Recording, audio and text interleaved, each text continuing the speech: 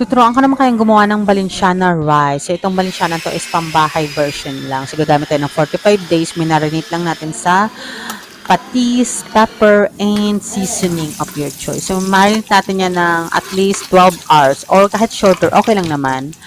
Basta mas masarap lang yung mas matagal. So, ayan, nag-isa tayo ng garlic, onion, and then, lagyan na natin ng chicken. So, kung mapapansin nyo, ang dami kong oil nilagay para magkaroon tayo ng chicken oil. Para, kahit ubos na yung chicken natin, pwede pa rin tayong mag-Valenciana rice.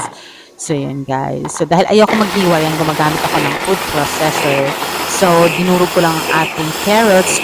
Lalagyan ko sana yan ng bell pepper, kaya sobrang mahal ng bell pepper. So, pwede namang wala. So, hindi na ako naglagay.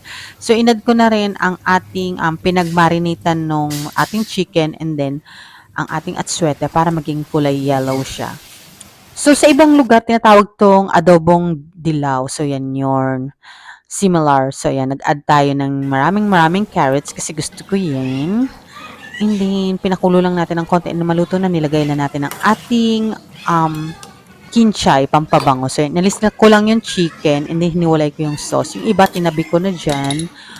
Yan yung gagamitin natin for the future para kung gusto nyo ng Valenciana rice anytime, makakagawa kayo. So, yan, nilagay ko ng ating mainit na kanin. Pwede naman kaning lamig, pero wala kaming kaning lamig. So, yan, itong mainit na rice. Ayan, naglagay lang ako ng kinchay ulit para mas mabango talaga siya.